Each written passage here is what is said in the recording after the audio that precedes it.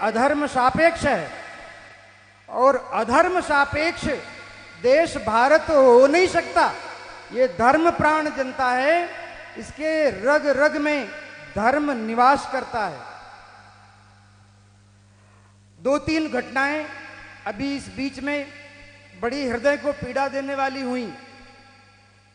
अभी एक अकल के दिवालिये नेता ने तमिलनाडु के कहा कि सनातन धर्म को कोरोना की तरह नष्ट हो जाना चाहिए।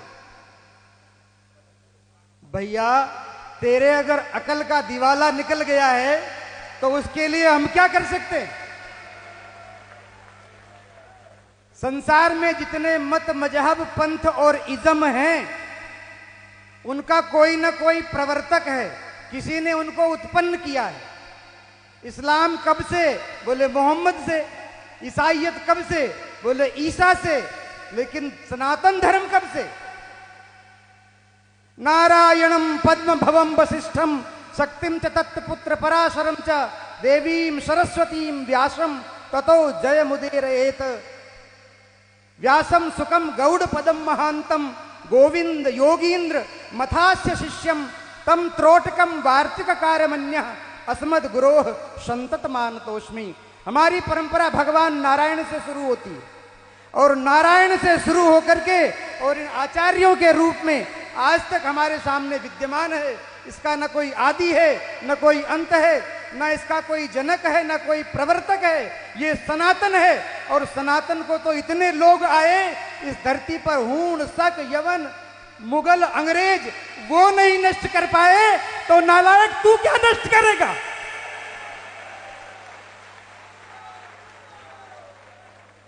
हमारे देश के संविधान में इमरजेंसी काल में जब सारे विपक्ष के नेता जेल में बैठे थे, उस समय आधी रात को 12 बजे तुमने संविधान के प्रियम्बल में धर्मनिरपेक्ष शब्द जोड़ दिया और इस देश को अधर्म सापेक्ष बना दिया।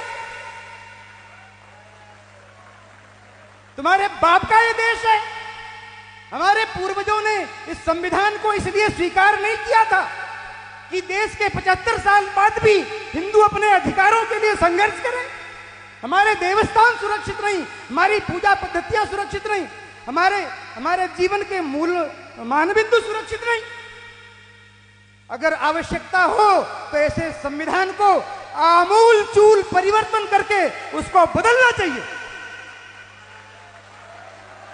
और ये मैं किसी आवेश में नहीं कह रहा हूं, ये मैं किसी आवेश में नहीं कह रहा हूं।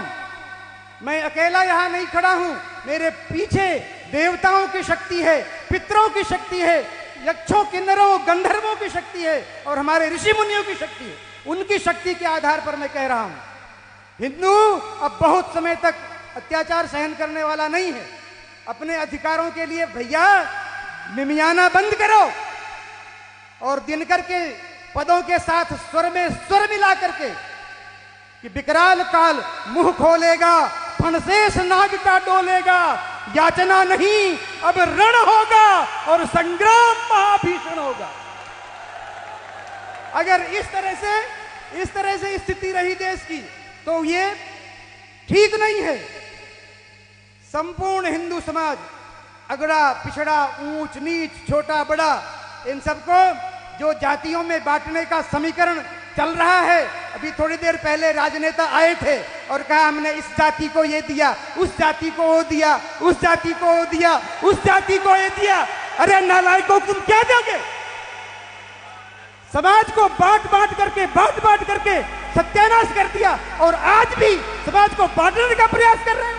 शर्म नहीं आती तुमको? अब हिंदू समाज इस चक्कर में आने वाला नहीं है भैया।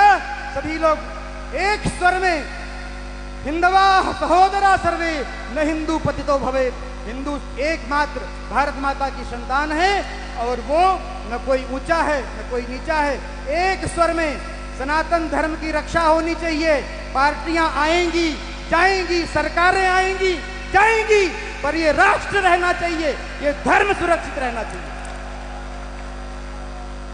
श्री एकलिंगनाथ की, धर्म की, अधर्म का, प्राणियों में विश्व का गौ माता की, भारत माता की।